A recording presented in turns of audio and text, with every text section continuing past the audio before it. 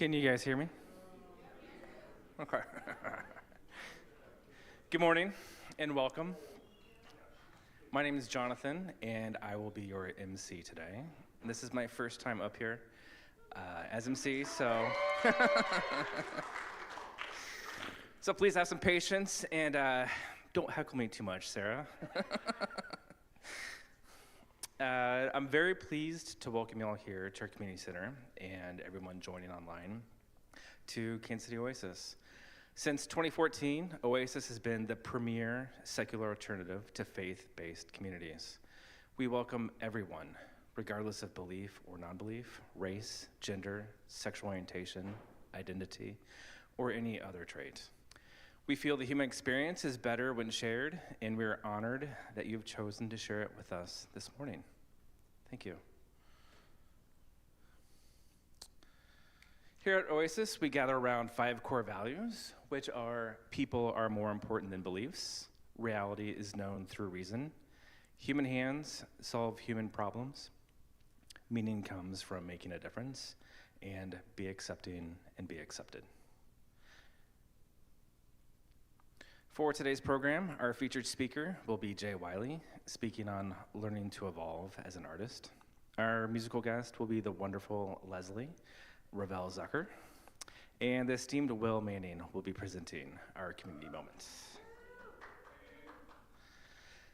Lezlie is an award-winning playwright, author, and singer-songwriter. Since she was old enough to walk and sing, she's performed in a myriad of aspects, such as choirs, variety shows, theater productions, coffee houses, fairs, and festivals.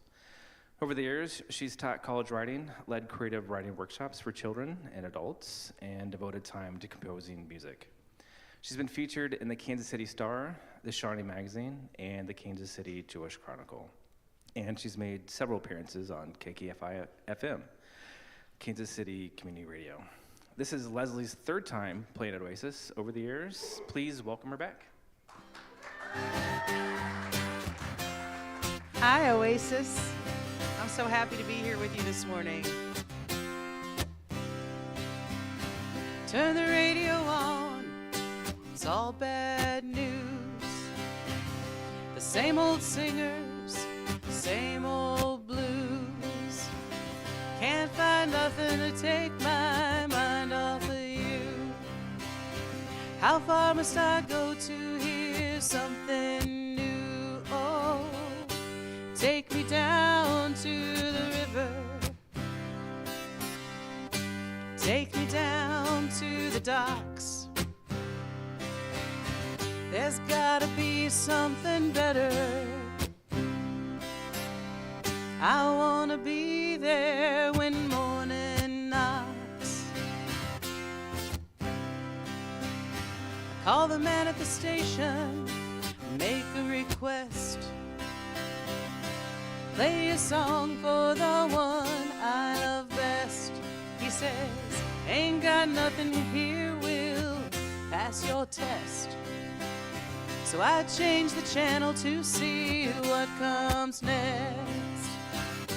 Take me down to the river. Take me down to the docks. There's gotta be something better. I wanna be there when morning knocks. Pick my guitar up, try to find some words. A simple salve for a complex hurt. Dig down deep into the earth, trying to remember something I thought I heard. Oh, take me down to the river. Take me down to the docks. I wanna see something better. I wanna be there when morning knocks. Oh, oh, take me down to the river. Take me down to the docks. be something better. I wanna be there when morning knocks.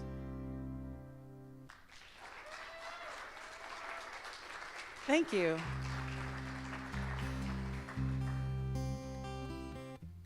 I think that one of the strangest things in the world is being a human being. I think it's way weirder and way harder than it ever should be. And I think sometimes it doesn't make sense. And sometimes it feels like, oh my goodness, we've been here before, what the heck? But at least we're together. And I think the thing that can get us through is community. And I'm so grateful that places like this exist.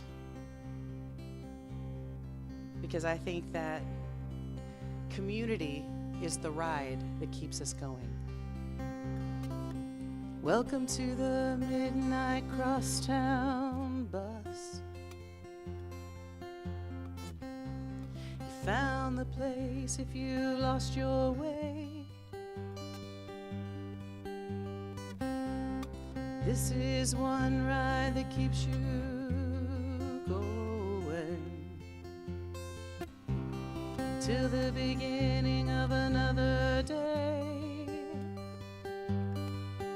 And the driver keeps asking if I know the way. It's got the wrong guy, C insert A.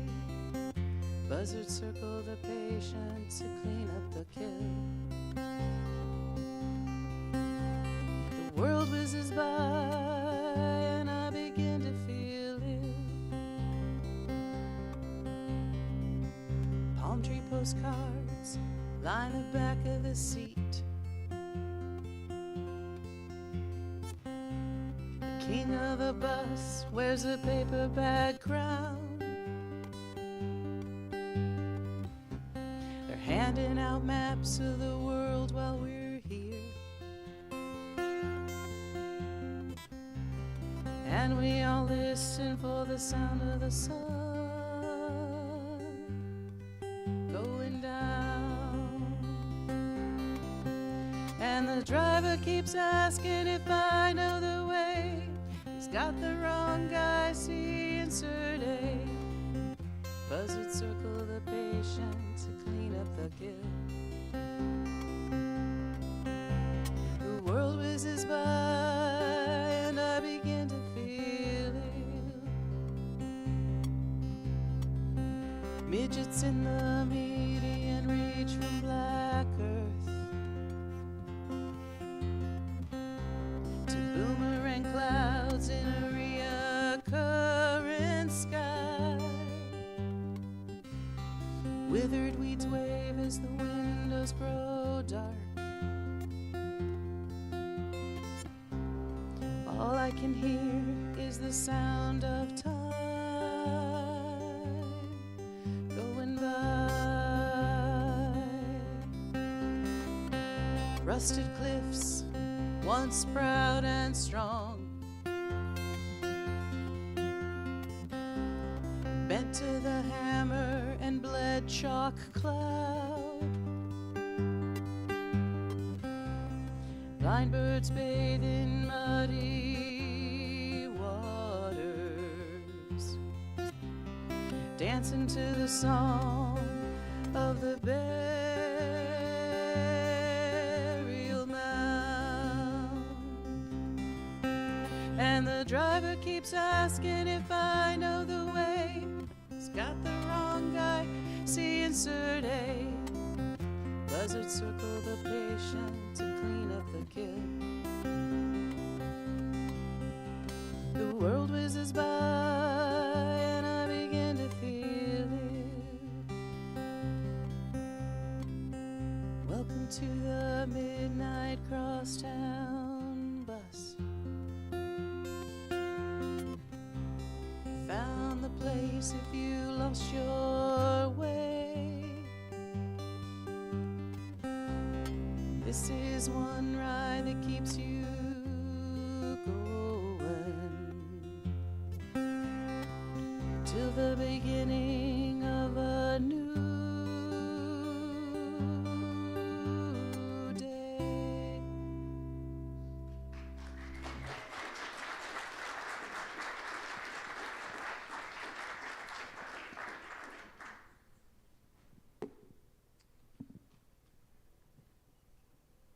Thank you, Lezlie.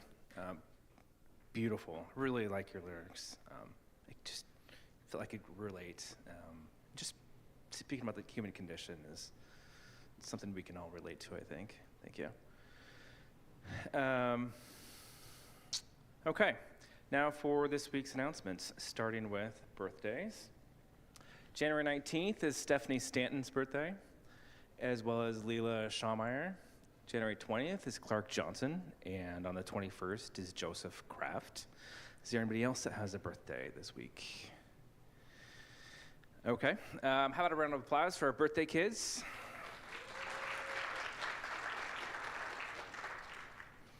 Do you have something to celebrate? Let us know. Could you use some assistance through a difficult time? Let us know. Speak with somebody in a yellow Oasis name tag. That'd be a name tag like this, not like this. So that we can celebrate or support you. After all, we're a community and a support structure.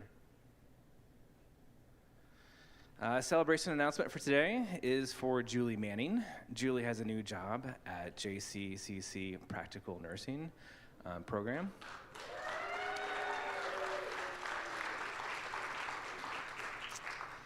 She'll be working in a simulation lab, nursing clinicals, and skill practice lab. Congratulations, Julie. Okay. Next, Tuesdays in January are beginner salsa dance classes at 6:30. Cost is $15 and no partners needed. This is hosted by the KC Swingsters. Their group's been around for about 25 years. I think Julia and Will are members, and they definitely know what they're doing. We have two opportunities to represent Oasis at an information table. The first is this Friday, January 23rd, at Inglewood Arts in Independence during Bloomstock. It's a music and arts festival from 6 to 10 p.m. Shifts are 6 to 8 or 8 to 10. The second opportunity is an Interfaith and Affiliates Fair at Rutgers College, Thursday, January 29th from 1:30 to 3:30. Contact Sarah Gielan if you're interested in either. Okay, next on Thursday, June 22nd, please join us for a night out for live blues at the Black Dolphin Lounge in the Crossroads. There's a $5 cover, doors open at 6, and music starts at 8.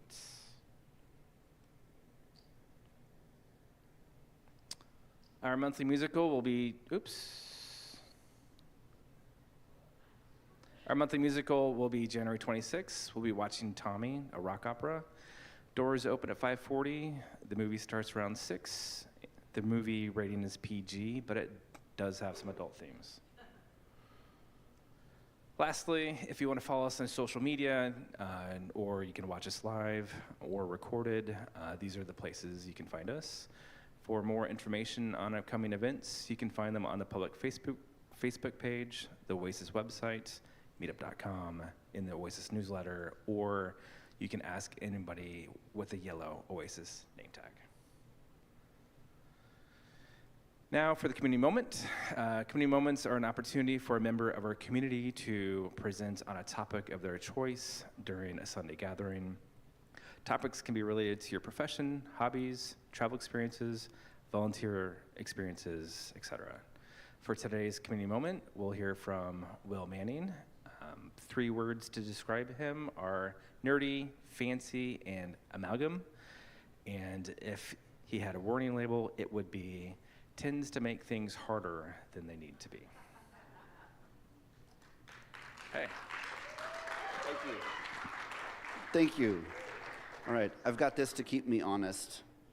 Let's see, I want to be able to watch the time go by. All right, so today I want to talk about the movie that we got that was Disney's Emperor's New Groove. Not that remarkable. I mean, I enjoyed it when I saw it the first time, but one of the first things that stuck out to me was it was very different in pacing than a lot of traditional Disney movies. I used it as a sign of how times were changing. If you looked at the movie Lady and the Tramp versus this thing, and this was so frantic and spastic and wild in comparison to the laid-back, luxurious pacing of an older classic. So This was Disney's 40th time. What? I got ahead of myself. The Kingdom of the Sun was what it was called when it began production 6 years before we got Emperor's New Groove. Let's see. So they had a lot of this movie made before they made Emperor's New Groove. This is the guy that started the production, and his name was Roger Allers, and he was most famous for being the creative force behind Lion King. And the next one has got a bunch of numbers on it. I know this is not going to read well from a distance, but this red arrow here shows how much money Lion King made, and this is, Disney over time. So they were really happy with Lion King, and so they said, oh yeah, you're the guy that made Lion King great. Have a bunch of resources, and then go make another one. Well, so his approval happened around where Toy Story was releasing, and it was expected around Tarzan and Bug's Life. But as you could tell, Disney was going through some worse times. They're like, we're scared of these very large musicals that have a lot of heavy themes like Hunchback of Notre Dame and Pocahontas, not universally happy. And that's what Roger Allers was trying to make. Let's see if I can make the, oh no. We've lost our backing. There we go. So this guy was making a South American-themed musical that used a lot of, it's an homage and a love letter to a lot of South American culture. And it was much more dramatic than we're used to. It had a lot of sadder themes. The executives at Disney basically assigned him to work with a comedian to punch it up and to make it funnier, as well as have all these other things. And the guy that he was assigned with was named Mark Dindal. And Mark Dindal pulled it in a different direction, but it wasn't with a unified, it didn't quite fit. Eventually, as they're in year 4 of production, no, maybe 3, year 3 of production, they had a screening that was a lot of cut together footage. It wasn't finished. It was a lot of stand-in dialogue, but they weren't happy with it, the executives. They essentially broke apart the team that was making it, put a few people under Mark Dindal and a few under Roger, and they basically had them compete for the future vision of the production. Now, this is highly unusual. This is not a part of what's happened before in Disney production. And eventually, the more lighthearted, streamlined, virtually, they took a fourth of the movie that was left over, and then they made Emperor's New Groove. So also, Sting was on board to write the music for the Empire of the Sun. When it was a different movie that he didn't agree with, he had a lot of social objections to that. There were no themes that resonated with Sting, so eventually he's still credited with 1 or 2 songs in the production, but he had made 6 for the original and was quite unhappy with what Disney ended up making. So due to the weird nature of how the world works, Sting's wife made this documentary about the weird making of the Emperor's New Groove. This documentary was removed by Disney from all the places it could be found, but you can weirdly find it in weird places like YouTube today. So the Sweatbox is watchable if you care to watch Sting's wife's rather critical view of the weird way this movie got made. So long story short, I do really enjoy this movie, and a lot of the other people do too, and a lot of people have made things like the weird story of the making of this movie. So Vulture made this article, and this is just a thing you can read, and it's quite long, and I did not read the whole thing, even though I wanted to learn a lot about it. It's that long. So this is Cusco and Pacha. In the original version, Pacha was going to be played by Owen Wilson and was like a lookalike for the king, and it was like a Prince and the Pauper kind of story. It was quite different, and I don't know, it was bizarre. Kronk almost wasn't in it at all. Kronk was only a part of the rushed, year-and-a-half finished version of Emperor's New Groove. They even redid the whole musical score after the fact, and it wasn't supposed to be, moving on. It wasn't supposed to be, I'm pretty close on time. So, takeaway, I know that the creative process is often destructive, and you often make creative things better by removing things from them, which I take to heart.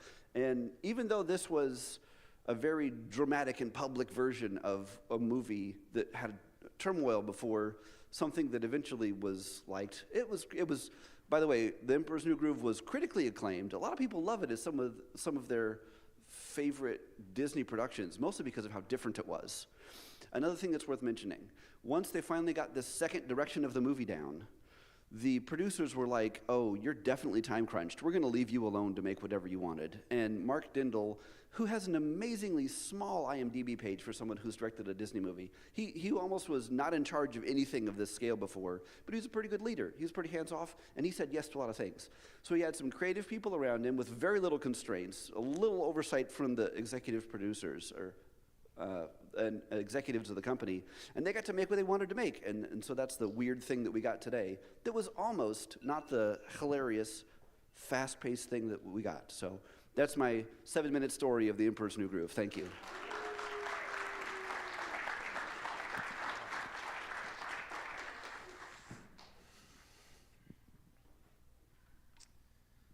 I know what I'm watching next. That's an awesome story, Will. Thank you. Okay, time for our coffee break. During the break, please visit our merch table to, maybe it's not quite time, to purchase some Oasis swag. You can also pre-order a long-sleeved Oasis shirt. There will be announcements coming online before too long. There's also some handmade winter hats for sale. They can be had with a donation to Casey Oasis. Okay. Okay, sorry, first time. You can also see the TV over the middle doors for more upcoming events and information. We'll see you back here in 20 minutes. Thanks, guys.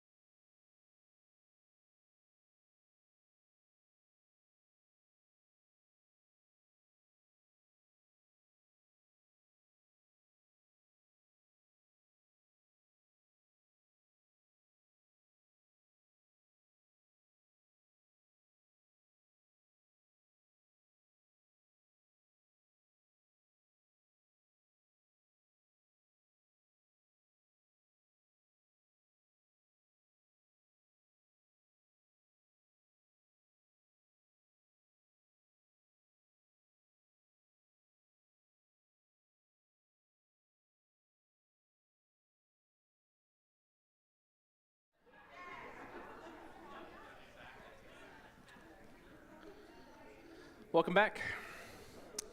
Okay, let's welcome back Lezlie for another song.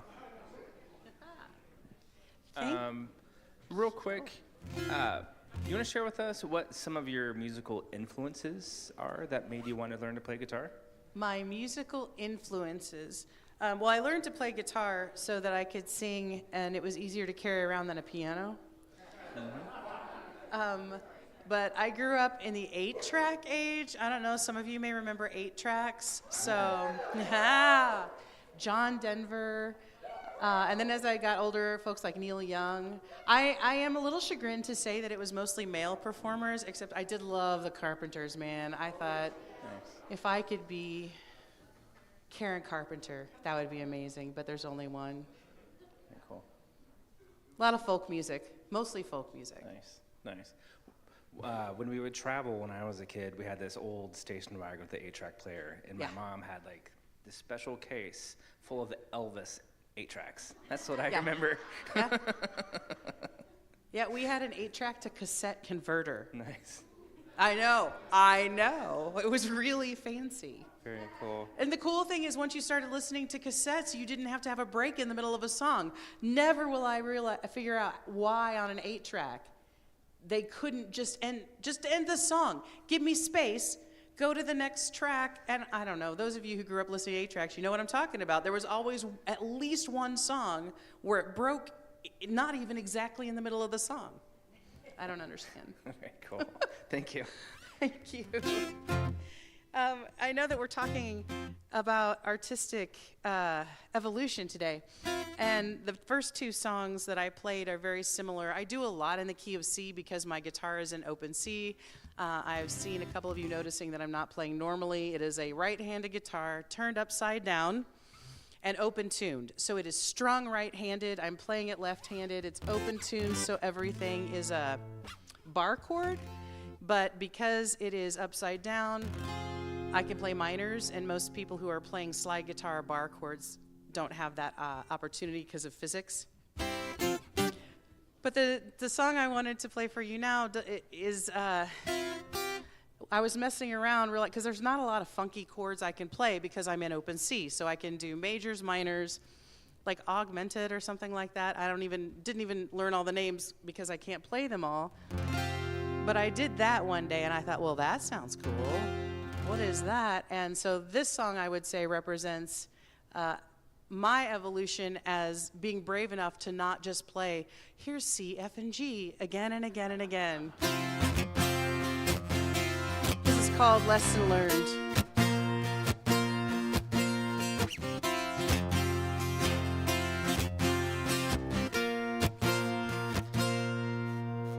She opens the door, into the night she flies. She used to feel small, now she's just done with lies.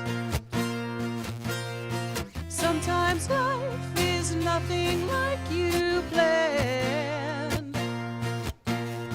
One day you wake up with nothing but your heart in your hand. She tries to remember to breathe. She's realizing that you can't be healed until you hurt. Lesson learned.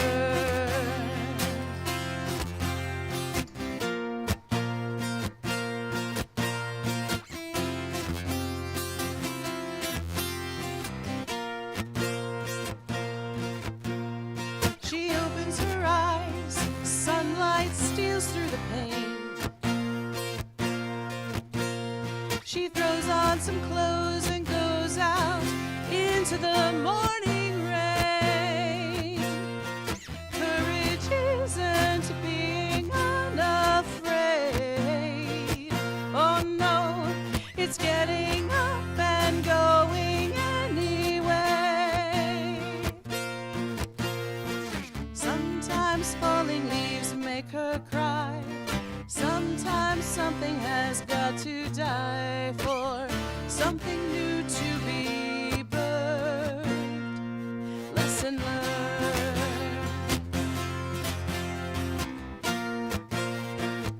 Oh, lesson learned.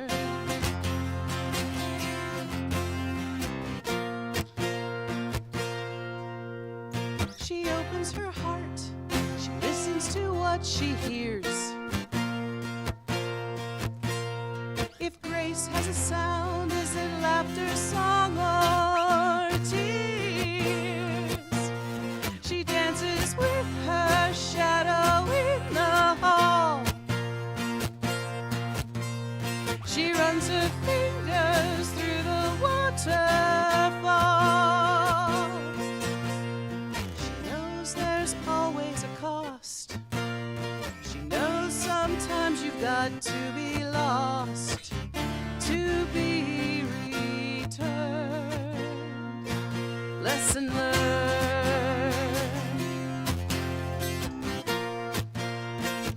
Oh, lesson learned.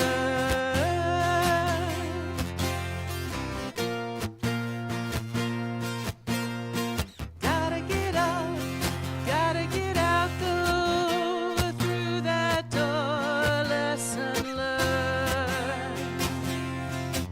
You are beautiful. Oh, lesson learned.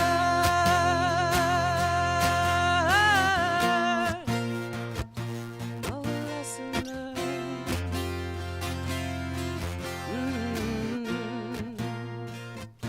So many lessons to learn. Thank you. Thank you.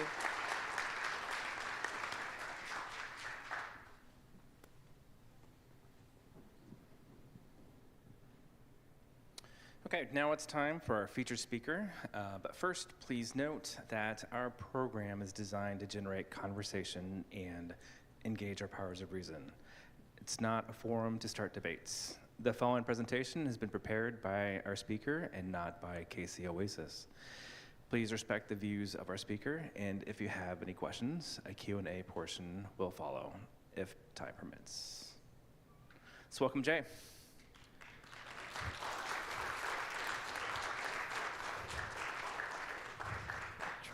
Now, Jay describes his early creative days as being the guy in the class who was a good drawer, consummate doodler, fed on a diet of comics and cartoons, and he's worked as a Hallmark artist for more than 30 years. Oh, thank you. Do I need that? Do I need the clicker? Good, it's not just me. Okay. All right, who is this guy? Well, I am not a professional speaker, I'll tell you that. So at one point I was the high school mascot, so I am used to standing in front of people and yelling at them, but hopefully it won't come to that. So I wrote down a few of my little notes here, but, you know, hopefully I'm not wasting your Sunday morning. I can give you something that we can all share together. This is going to be about sort of my story of evolving as an artist, starting out as a little kid till now, and just a little background. I started out, I was born in Independence, moved to Kansas City. I've been at Hallmark for 30-ish years, and through that time, I've moved through different roles within the organization, and I've had to evolve and change to stay relevant. So I wanted to start today with asking everyone who can draw a straight line. Lucky guy. So that's usually when I tell somebody that I'm an artist, they say, well, I can't even draw a straight line. Well, I can't either, not without a ruler. So there's this belief that you're like born artist. People always say, well, I'm not creative, I couldn't do that. And I think that's BS. I think that anybody can be an artist. In fact, I think that most people, I'm going to say all people, when they're young, when they're kids, they can draw. No one's told them they can't draw. I think it's one of our first forms of expression as mankind, as a person. That and music probably are our two oldest forms of communication of I've got something inside of me and I want to let it out. So I caveat that with I had creative people all around me, but not in the traditional sense. So I had a grandmother who painted on every surface she could, these beautiful florals on anything in the house. But she was not an artist. She didn't sell her art. I don't think anybody outside of our family ever saw that she created these things. My grandfather was a house painter, but he also did hand lettering, did a lot of the signs that are in the old Independence Square. I had another grandmother who was designed jewelry, but just for herself. And both of my kids can draw, but they never utilized it because we'll come to that kind of part later. But I think everyone is creative, I guess is what I'm trying to say. And it's at some point, someone told you that you aren't. And so that's hopefully what we'll get out of this sort of our conversation today. So anybody of a certain age will recognize this green and white striped paper. So I think people believe that when you're an artist, you got to have your paints, or you got to have your sculpting tools, or you got to have your clay or whatever. Growing up, I had some crayons and whatever I could find, whether it's a napkin, whatever. So you see people that go to the restaurant and they immediately just to give their kids something to do, they hand them an iPhone or an iPad and, go play on a game or do something like that. For me, it was always, there was a napkin and I had some crayons, and that's what I was messing with. This is here because my mother, we didn't grow up with a lot, but she worked at a company and she was their accountant. And so we had reams and reams of this green paper. So she'd bring it home and it'd have all this stuff on the green side, and I could flip it over and draw it. And I could just, keep going till the crayons ran out. And then, of course, people in my family would then, for Christmas, that's what I got. I started getting Sketchpads, and I started actually getting real drawing pencils. And so I would fill these with aliens and robots and superheroes because that was what my passion was. That's what I wanted to do. So, and here I am at home doing all this kind of stuff and not really seeing that some of the other kids in the neighborhood are necessarily doing this, but I was lucky enough that even though we didn't have a lot, I could at least sit there and create and do things. And so this is where I started the sort of core belief that I think every kid, every person is an artist in some form, whether it's singing, whether it's designing, you could just, there's countless things that you can be. So early on, even before I started in elementary school, I don't know if you're aware that there are these great art classes at the Nelson Atkins Museum. So it was really hard to find a picture that didn't have the shuttlecocks in the front, because I'm like pre-shuttlecocks.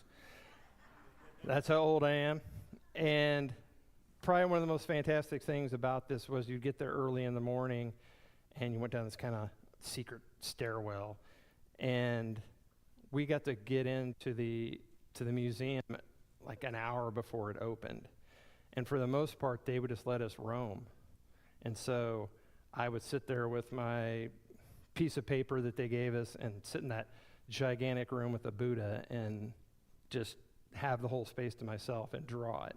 And other kids were doing other things. We had some sort of focused, like we would all go to one place and we would look at a Monet and we'd try to recreate that, and we'd learn some kind of basic stuff about art history. But for the most part, one of the most magical things was being able to just kind of go anywhere and do anything before anyone was there and have it all to ourselves. But at the end of class, we'd all get together and we'd sit around in a big circle and we'd show what we did, and everybody would talk about it. And I thought it was really important because this is how I see it. This is my version of the world. And so that also set me up for other stuff later on when it came to being able to speak about what you were doing. And the biggest thing about this sort of stage of my development was seeing how other people think, seeing that other people interpret things differently than I do. So then we go to elementary school. So if you remember, I was so excited that we were going to have art class, that there was going to be a whole dedicated part of the day that was just doing artwork. I thought this was going to be the coolest thing ever. But got there and found out this was less about us expressing ourselves and more of it's almost like an assignment. And the teacher would draw the big circle, and she'd put the little thing, the line down there and say, that's a tree. And inside, I'm going, that's not a tree. That thing in the middle is a tree. That's the one I drew, was in the middle. Everyone else is doing all this stuff. And this would happen over and over again. We go to make the traditional turkey out of your hand that you draw around and put the feathers on, and I'm sitting there going, drawing an actual turkey, you know, the shape of it, and not using my hand.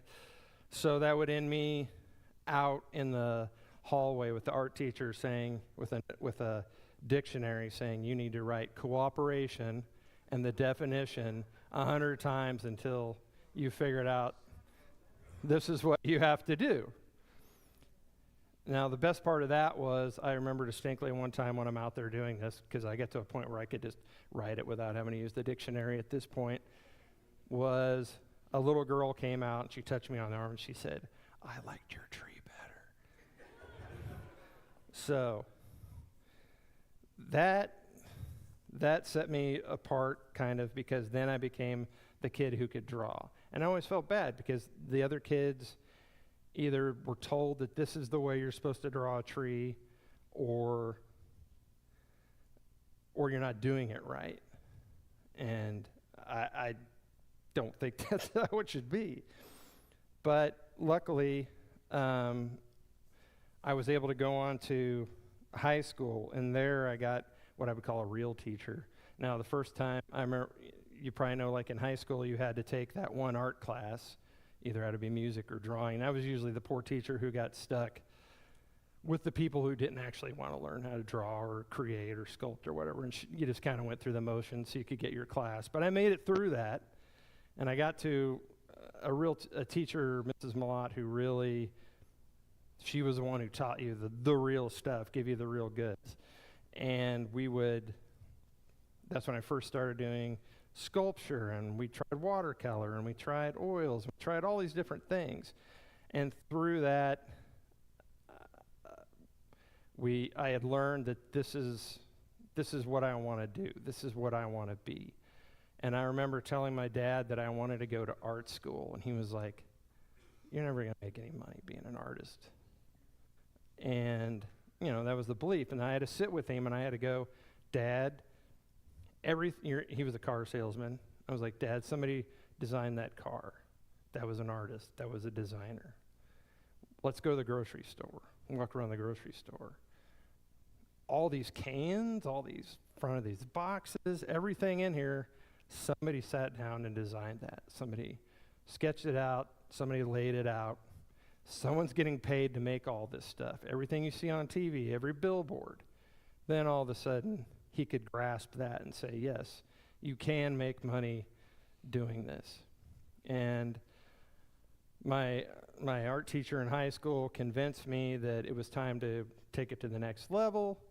And I went to a bunch of schools. I traveled around, went to California, got accepted a few places, but ultimately I decided on the Kansas City Art Institute right here in town. Mostly because I had also taken classes there. They had classes for young people, and I had tried to explain. I felt kind of more at home. My mom had taken a job that was going to take her out of the state. Perfect time. I'm 18. I'm going to be on my own. At least I can have some familiarity to it. So, start at the Art Institute. So, one of the greatest things I can say about the Kansas City Art Institute is they have a freshman, I don't even want to call it a class, but as part of being a freshman, they have something that's called Foundations. And all you do is you try different disciplines. They have these different classes. So you don't already start out and go, I want to go into fine art, I want to go into illustration, I want to go into sculpture. Everyone does it. And everyone tries a little bit of everything for a whole year so that you can try something that's outside of your comfort zone. And also, this is my first sort of experience with other people from other places, other cultures. I'm not in white-ass suburbia independence. and opened my eyes in more ways than one, because not just the people, but just actually trying these things that I hadn't tried before, like oil painting and everything. And foundations was really cool because we'd have these classes like night spaces. And night spaces was we would go out in the dark and we'd draw. And you're thinking, okay, that's so weird. But the lesson was, if you're looking at your backyard in the dark, there's a place that's the blackest black. And there's a spot that's going to be the lightest of anything in there. So you're drawing this picture, and you have to mentally make these sort of levels within there. So went through a lot of charcoal, but it was fundamental in that sort of sense. We had one that was called Winter Gardens, and the premise was that we were going to have these florals that we could draw in the height of winter. Okay, sounds cool. How are we going to do it? Our teacher had us go outside, and we had to dig holes and dig up the dirt, and we took our classroom and we filled it with dirt. Now, anybody who's from Missouri in the wintertime trying to dig a hole know that this wasn't the greatest idea. In fact, everyone thought our teacher was crazy. Shirley Schnell, this great little tiny woman. She looked like one of the pod people from Dark Crystal, if you get that reference. Super quiet, and so we got it all. We got all the flowers. We did our drawings of our flowers. We only did it for like a week, and then we had to tear everything out and put it away. And we're like, what was the point of this? We didn't really get that much art out of this. She said the point was you were all out there digging that hole together, and you all got to know each other, and you all got to experience all this together. Found out later she's like one of the 10 smartest women in America kind of thing. She's like super Mensa smart. So a lot of really cool stuff that I learned from that experience. Then after that, you kind of pick your specialty. I was going to go into illustration and commercial art because I knew that's kind of where I fitted. I still took painting classes, and the learning lesson from that was, to me, there were two kind of people at the Art Institute. There were the artists and there were the artistes. And the artists were the ones who were there because they had something inside them. They had some sort of a need to create and do stuff. Then there were the people that wanted to live the life that they thought an artist lived. And they were usually the rich kids who parents just, gave them money to go say that they could do this stuff. And what it taught me was to be creative on the spot. So there was no, I'm not in the mood, I need to wait for inspiration before I can do this assignment. There was, no, this is due Monday, come up with something. So you have to figure out how to make all these things work. The reason why I have the picture of the desk is because the first day of class, you have to build your own desk. There was just these parts and pieces, make your drawing desk. So you have to learn how to adapt and do these things. And one of the other lessons that I learned was after you did these, you created these things, you all got together and we were going to talk about what we did for the assignment. And I was like, oh, it's just like being at the museum when we all got around and we talked about our stuff. No. This is where they say, no, this is messed up, and then it's not just the teacher, it's everybody in the class is now tearing apart your stuff, and you just got to sit there and take it. But for the most part, 90% of it was made sense. It actually made you want to get better. If nothing else, sometimes it's just like, I'm going to beat so-and-so, and I'm going to do better at the job than that. It also was humbling for me because being the kid in school that could draw, I was there with all the other kids in school that could draw. And I wasn't always the best. In fact, I was probably never the best, which the lesson I got from that was there's always somebody that's better than you, but you can always try to get better along that way. So I knew this is what I would do. I did the assignments. I was going to be a commercial artist, whatever that meant. I had instructors who were the guys who just churned, and if you weren't working on something, you were trying to find work. If you weren't trying to find work, you were trying to get somebody to pay you for the work that you did, that kind of stuff. So I was going to be a freelance artist. I was going to do all this stuff. I turned in created our portfolio. I remember one morning I'm working on something. My instructor came in and he's like, I need your portfolio. We're putting them all in here. There's some people coming in. So I come back and there's a green dot on my portfolio. I'm like, what the heck does this mean? Hallmark's been here. And if you got a sticker, that means they want to offer you an internship. I'm like, I hadn't even thought about that. Never crossed my mind to go work for this place. So thinking on that. Next week, same thing happens. This time there's a yellow dot. Oh, Disney's been here. They would like you to do an internship. I'm like, okay, now here I am, 22, and I'm like trying to make a decision about where am I going to go with either one of these. Luckily, I had a friend who had done the internship previously at Disney, and he said, it's great, but the internship is you draw circles every day trying to make Mickey Mouse's head perfect. They want you to draw. They want to break you down so that you all draw the same because you're animating. You can't be different from everybody else. And all I could think about was those lollipop trees. So I'm not drawing circles again. I'm not going to do it. So I did an internship with Hallmark in the licensing design studio. And you're like, God, that sounds boring. Licenses? Well, it's all the companies that Hallmark works with. So Disney, Marvel, which Disney owns, Peanuts, all these different places. I get to work with all these characters that I had grown up with that I could draw and do product for. So I was very excited about that. And basically got through that, did my internship, was going to graduate, getting ready to graduate. One of my favorite instructors who I loved, that was my painting instructor, came in to the class all sweaty, and he's like, come with me. So we got up. Okay, we're not having class. We follow him. He goes to this other building, and he's like, just throw away all your paints. You don't need them anymore. We got this thing called Photoshop. We've got computers. You don't need to draw anymore. I'm getting rid of my stuff. And so I was like, okay. So thank God I listened to him. But so at the end of my internship after graduation, I heard that they were going to offer me a job now at Hallmark. So that's where I went.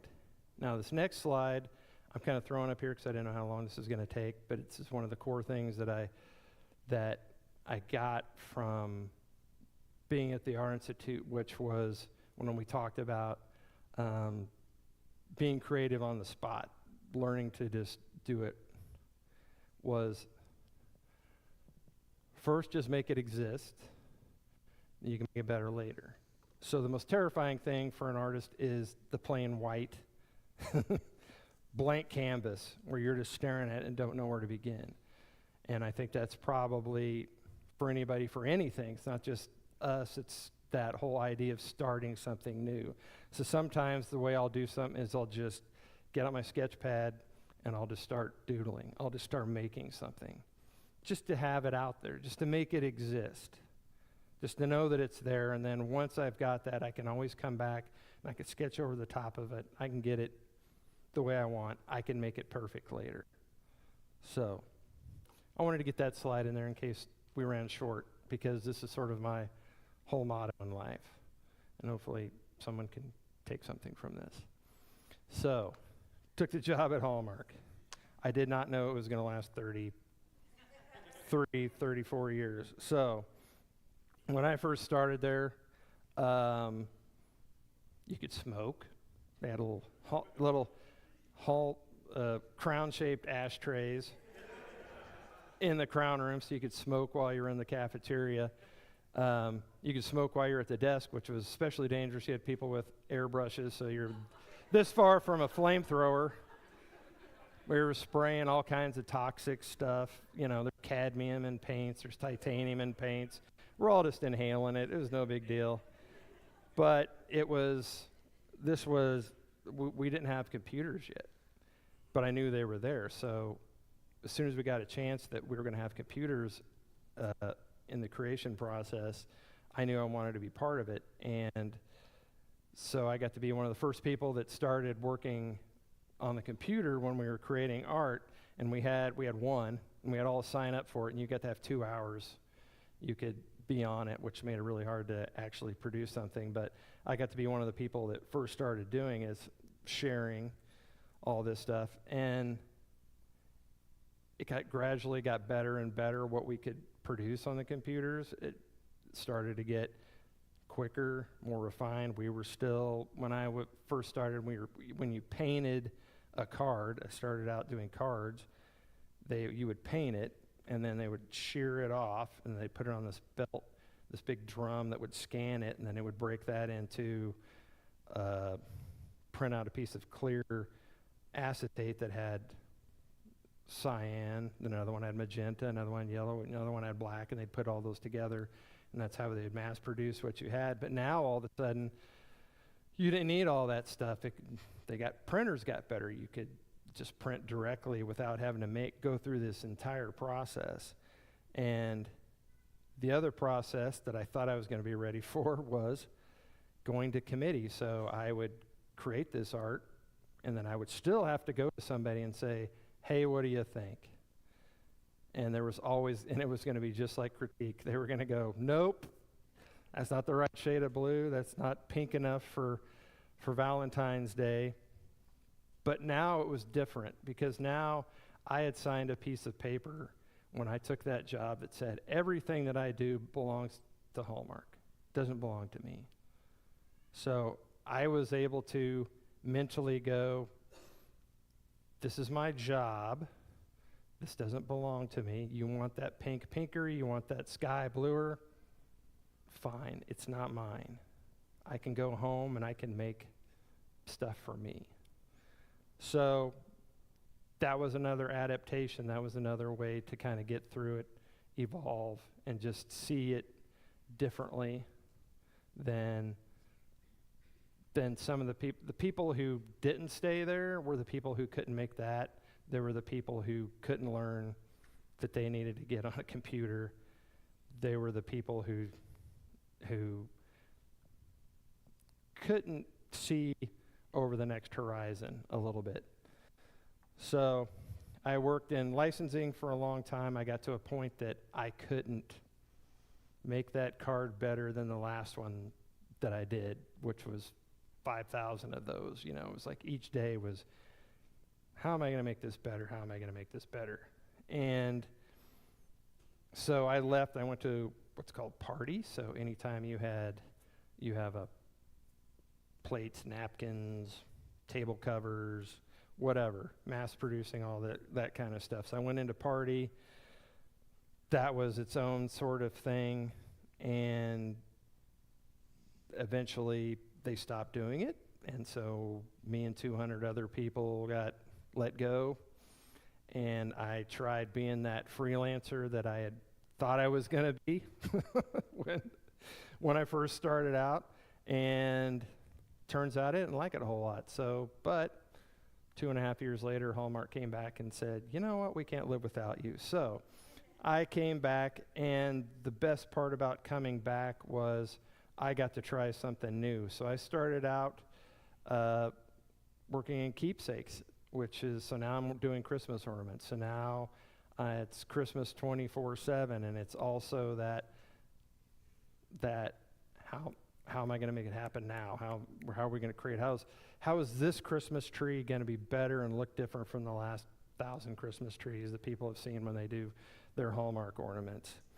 And so it's part of that is I am now learning to sculpt, not the old school kind with either a piece of wax or a piece of clay. Now I'm doing it digitally. So that sketchbook that I've always had, I still use. I still draw it. I still carry a little sketchbook with me wherever I go. Gives me some, just to get little ideas out. But now it's all on here. Now it's my sculpting tool. It's my drawing tool. I have got every piece of paper that could ever be designed. I've got every paintbrush. I've got every color I want. And they all react the same way that they do if I was working on actual canvas. And I've actually got to a point where I've sort of lost the patience to do it the old school way. If I picked up a canvas now and some oil paints, I don't think I could do it, because now I can go undo, first of all. Nope, there's no coming back from that. I've got layers I can turn on, I could change opacity, I can do all this kind of stuff, and I can create, and the best part is it's not just one, I can just print more and more and more. I can print them on different stuff, I can do all these different things, I can mass produce it. So to think when I was starting out drawing with a crayon on the back of a napkin, and now it's all in here, and I could still make it look like that if I want to. But the next evolution is, where are we now? So this is me inputting a guy I was like, hey, ChatGPT, put me in a vintage background with an old guy having a cocktail. And you'll notice there's some problems with this picture, which is the problem with AI. So AI doesn't create. AI only borrows things. So it can't make things. It can only take things from other places. So one of the reasons why you haven't seen all my artwork is because this is going to be on social media. And if it's on social media, they could take anything that I put in here, then it goes into the world, and AI can grab that and put it in there. And it may just be a little bit of something I draw, but I don't want that. I'm not giving you permission, AI, to take my stuff. So how am I going to evolve beyond this? Well, it's scary. There are sculpting programs now that are getting better and better that can do what I'm doing, that can draw things. I have to hope that there's going to be a place for us to still create the ideas. It's not going to keep me from being an artist in my own life and still doing stuff for me, and creating for myself. So I've got some side hustles thanks to my wife. I have besides being a painter and an illustrator and drawer, since I was a little kid, I've been painting little soldiers. So I've been painting soldiers and playing with them my whole life. And so I started a company that makes rules for these wars that happen on our tabletop. So that's my little side hustle, which I can just do for myself and create in that way. So I've got some other ways out. So hopefully my ramblings, you guys have picked up something that you can use for yourself and day-to-day life. Seeing that I can go from that kid to this old guy and still doing what I always wanted to do. And most importantly, I just want everybody to know it's not too late to ever create. You don't need any of this stuff. You just need those crayons and that green and white paper and somebody to not tell you that you're not doing it right. So that's it for me. Hopefully I did my 25.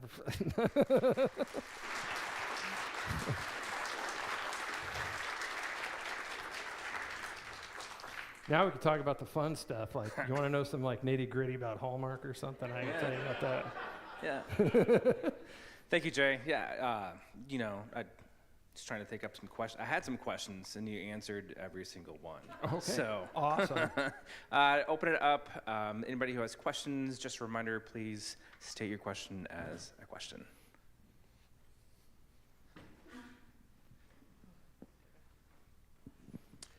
Do you feel like the cost of art school is a significant barrier that prevents more young people from getting involved? I do. And I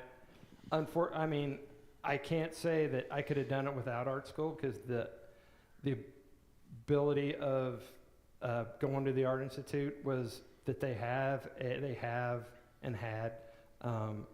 all these connections to the industry. So I wouldn't have got that internship at Hallmark if I hadn't gone to there. There's other companies other schools that have those connections. Could you be a professional artist? And by professional, I mean even gallery, and I'm not saying just somebody who works in the commercial art industry without going to school. yes, but your chances are going to be much smaller without kind of, I don't want to say a formal education, because there was a lot of stuff that I learned that got me to where I am. And it's unfortunate, but it's like any other. College is expensive and has already kept a bunch of people out of going to school, and art school is even worse. I mean, I wouldn't have got in there without grants from Missouri, without being a poor kid, but I sure wasn't as poor as a lot of the other kids. So definitely, to answer your question, I wish there were more programs that, as the arts get cut, I wish there were more programs for anything, art, music, to allow people to get in. Hi, good morning. Given the era that we're now with AI, you know, almost going in every industry that we know now, do you think that anyone that is going or trying to get an art degree or trying to follow your path, do they still have a chance with AI in the, you know, now available? Like, what's stopping companies like Hallmark, which was your employer, and any other company to, you know, put aside humans and just relay completely in AI? What are your thoughts about that? It's a great question, and I don't think I'm giving anything away. I'm getting in trouble for this, but like internally, we're experimenting with AI, but within the artwork that we've created. So Hallmark has a little bubble of, we've been around for 100 some years, so we've got patterns from 1920 and artwork from, you know, all the card artwork, all this other kind of stuff we're using internally. So now they can go, oh, I want to come out with, let's say, a bedding pattern that we're going to sell to a bedding company or whatever. They'll use AI to take some of that stuff we've already done and put it together. At this stage, it's still artists going in and fixing it so you can get rid of the third arm, you know, like that kind of guy. But it's, in the reality, I don't know if you could do it the same way I did it, unfortunately. I don't want to deter anyone from trying. I don't know what it's going to bring, because it's getting better, and there's people who most of the industry aren't going to care that they're not employing people anymore, that they're not doing this. So, I mean, corporate greed, I mean, I don't know.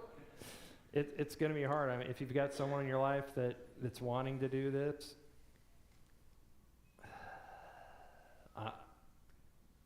you could tell. I don't know what's going to happen to me. So. Okay.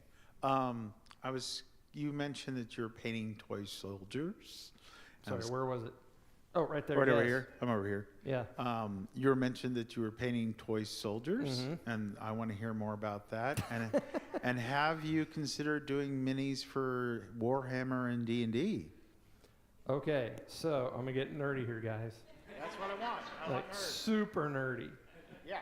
Not for D&D. I'm a theater of mind person. Oh.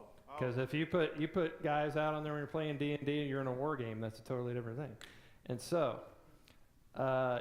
one of the parts about me being a sculptor coming back to Hallmark is so that I can learn to sculpt my own guys, and I'm not buying anybody else.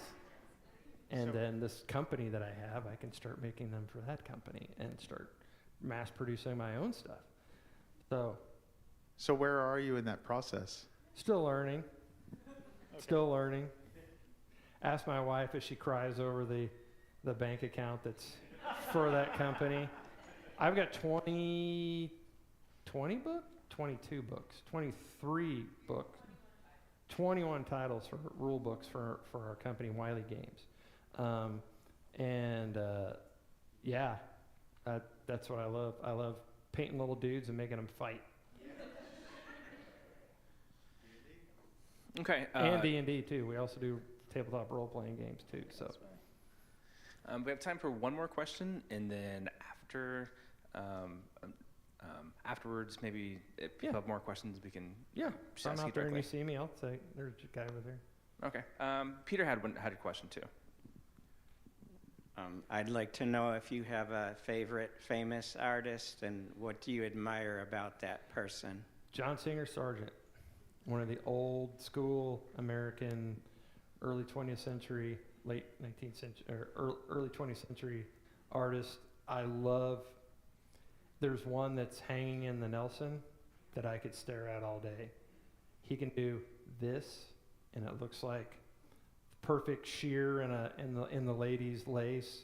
Do all these, you could stand back from it, and it almost looks like a photograph, and you can get up close, and you could see it's just these little, and he was just sitting there. All the old guys, I love N.C. Wyeth, same kind of era. I love the early Americana guys. Try as I might, I cannot get into modern, most stuff. If it's after the 50s, I appreciate it. I'll never say ugh to anybody's stuff because someone else thinks that's great because art's subjective. And I go back to when I was a little kid and we all sat around that in the museum and talked about the artwork. There was a kid who loved that thing that I'm like, but he was passionate about it and he loved it. And his opinion is just as important as mine. So, Thank you, Jay. thanks.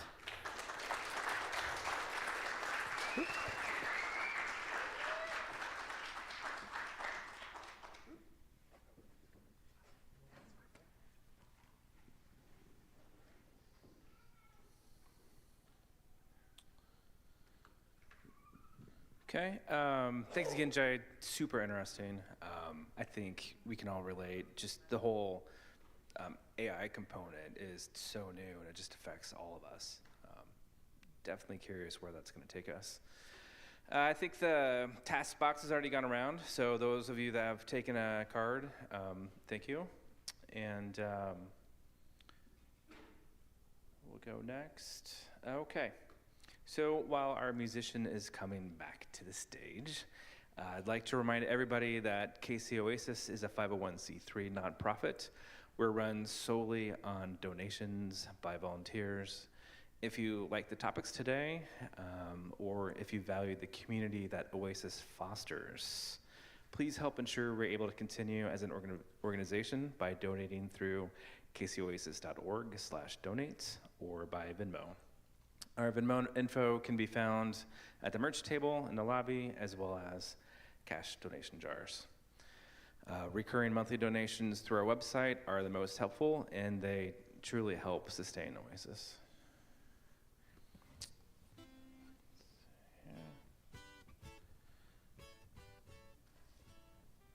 Okay.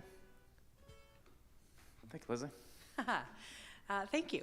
One of the things that I really related to and I appreciated that you brought out was this idea of assignment and parameters for your art. I have a lot of friends who are like, man, if I have a rule, then that's not real art. I love an assignment and I love a deadline. Those are two of the best friends an artist can have, I think. And this is a song that you cannot find on the interwebs. I have not yet recorded it, so I don't even know that I've performed it out live for more than 3 people in my living room. So this is fun, and it did come from an assignment which I will share with you after I sing it. Oh yeah, and I'm so happy to be here. I loved being with you all today. Yep. She's up at 5. She's up at 5 a.m. There it is, coffee's brewing. While she washes off the night, wonders what she's doing. Then she sits at the keyboard and types a story out. Or at least just a couple lines before her time runs out. Traffic's not too bad today, that's the line she's selling. when she has to turn around, Rebecca left her spelling. Once the kids are where they belong, she blasts the radio, grateful for the breathing room and the words to a song she knows. She's back at 5 p.m. cooking dinner, apropos of nothing, wishes she were thinner.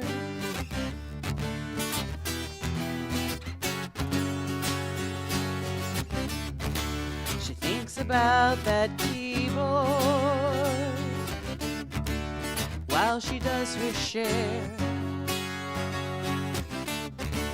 or maybe just a little more of making time and taking care.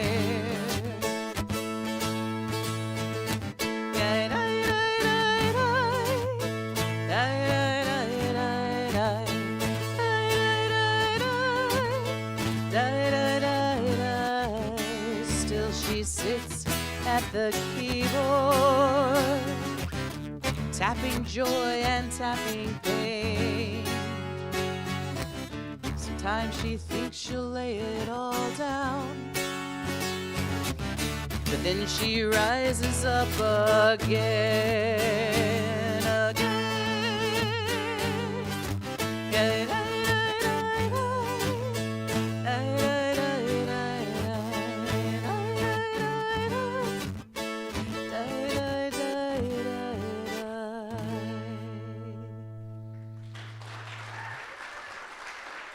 Thank you. That is a do-re-mi song. There are 3 notes in that song. The whole thing, only the 3 notes and only the same 3 tones, just in different octaves. Very cool. Lezlie, thank you so much for sharing your music with us today. Thank you. Really appreciate it. And,